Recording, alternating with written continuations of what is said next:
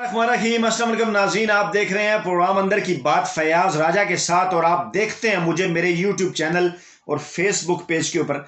दोस्तों, वादे के मुताबिक एक और बड़ी खबर और नई अपडेट के साथ आपकी खिदमत में हाजिर हूं और वो बड़ी खबर ये है कि जिससे हमने आपको 2 दिन मुसलसल जो है वो पहले ही आगाह किया। एक तो खबर हम अपने आपको प्राइम मिनिस्टर पाकिस्तान इमरान खान की ट्वीट के हवाले से दी थी कि वो इंतखाबी इस्लाहात की ऑफर कर रहे हैं, लेकिन कल फिर एक्सक्लूसिवली हमारे नाजरीन को ये याद होगा, हमारे देखने वालों को, कि जिन्होंने वो वीडियो देखी कि हमने 14 नुकात जो हैं वो इमरान खान के आपकी खिदमत में रखे थे।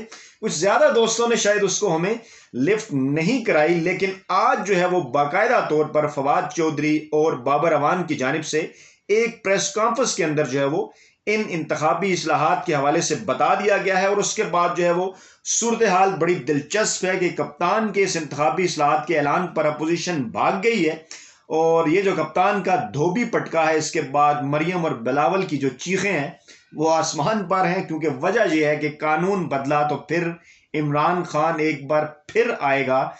ये जराए कहते हैं उन पार्टीज के जो उन्हें ये बात मानने से रोक रहे हैं। 3 बड़ी चीजें खास तौर पे, एक तो ओवरसीज पाकिस्तानीज के हवाले से, हमारे सुनने वालों में खासे ओवरसीज पाकिस्तानी भी शामिल हैं, हमें पसंद करते हैं, हमसे मोहब्बत करते हैं, उनकी मोहब्बतों का बहुत बहुत शुक्रिया।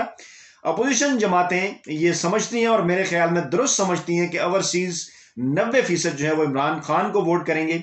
इसलिए इस पैकेज के अंदर, क्योंकि ओवरसीज पाकिस्तानी को वोट का हक देने का मामला भी है, इसलिए हेजिटेट कर रही हैं, पीछे हट रही हैं जो अपोजिशन की सियासी जमातें हैं। इसके साथ साथ दूसरा बड़ा जो मामला है वो मामला है इलेक्ट्रॉनिक वोटिंग का, और उसको देखे बगैर समझे बगैर एतराज़ात जो हैं वो सामने आ रहे हैं। बल्कि फवाद चौधरी ने भी कहा कि एहसन इकबाल और शाहिद खकान और शहबाज शरीफ ने जो है वो देखे बगैर ये एतराज़ कर दिया और मिसालें दी कि तरक्की याफ्ता मुल्क में नाकाम हो गया। हालांकि इसके साथ जो है वो एक मैनुअल तरीकाकार भी होगा, जैसा कि इंडिया के अंदर भी ये तजर्बा बड़ी कामयाबी के साथ जो है वो जारी है कि इलेक्ट्रॉनिक वोटिंग मशीन के साथ साथ जो है वो इसके साथ साथ आपका एक ऐसा सॉफ्टवेयर होगा जो कि एक पेपर के ऊपर भी आपका वोट प्रिंट करके उस मशीन के अंदर फेंक देगा। खैर, तफसीलात इस हवाले से आनी है, आपको आगाह करेंगे। ये दूसरा बड़ा एतराज है। और एक और मामला जिसके हवाले से अपोजिशन जो है वो घबरा रही है, वो इस मामले को तय करना है कि आरओज जो हैं वो कहां से लिया करेंगे, और इसके साथ साथ जो दीगर मामला हैं सिक्योरिटी के और पोलिंग स्टेशन की हिफाजत के,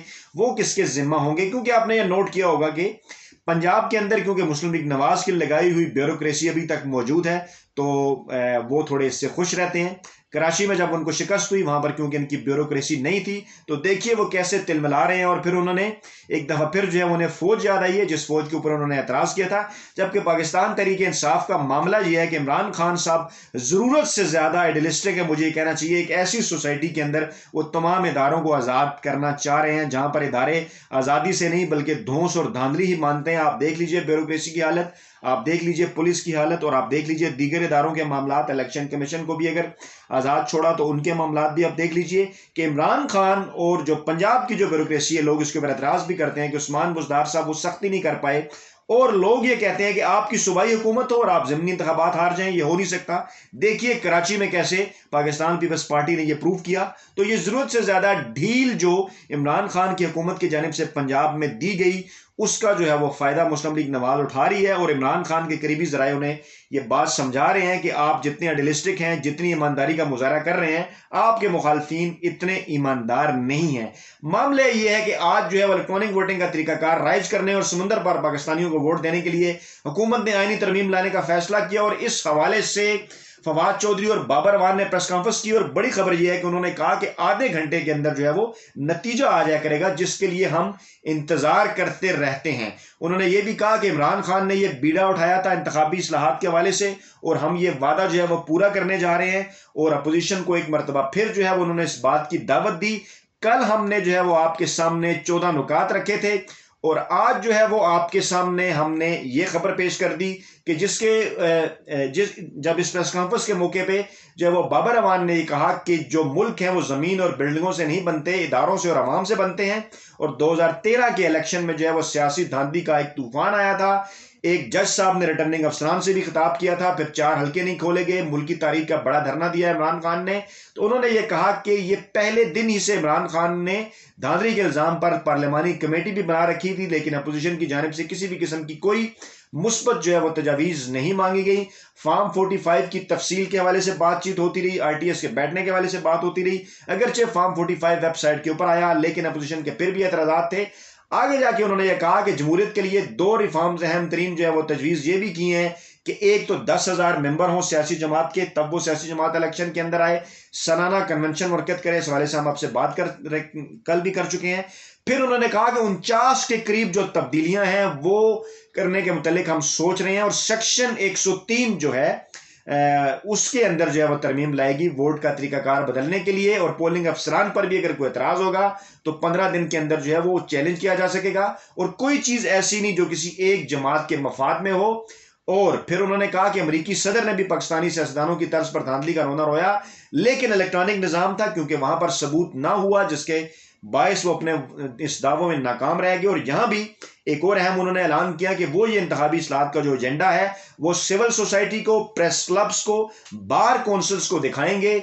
इस्लाहाती एजेंडा एपीएनएस और सीपीएनए के सामने भी रखा जाएगा। यानी बहुत बड़ी ऑफर्स जो की हैं, एक शानदार किस्म का इंतखाबी इस्लाहात का ये पैकेज है। लेकिन हुआ क्या? हुआ वही कि फिर जो बयानात आए, पहले जिक्र कीजिए, आपके सामने देखिए, तरतीब देखिए। कप्तान ने ऑफर की इस्लाहात पर, मरियम नवाज ने अगले दिन जो ट्वीट किया वो जहनी बीमारी का मुजाहरा था। कल मैंने 14 नुकात वाली खबर आपको दी कि वो सामने आ रहे हैं। उसके बाद फिर नवाज लीग का फौज के हवाले से वो बयान आ गया कि NA 249 का जो रिकॉर्ड है वो फौज के हवाले किया जाए। जब उसकी तरफ उस बात पर पीपल्स पार्टी का एतराज आया, पीपल्स पार्टी ने कहा कि आपको अब जो है वो फौज याद आ गई, और आप जो है वो पाकिस्तान तहरीक इंसाफ के एक पेज के साथ एक पेज के ऊपर हैं। उसके बाद अगले दिन फिर एहसन इकबाल ने बयान के जरिए यू टर्न लिया। उन्होंने कहा जी हसास इदारे अगर गैर जानिबदार हो जाएं तो इस्लाहात की जरूरत ही नहीं है। अब इस गैर जानिबदारी से उनकी क्या मुराद है?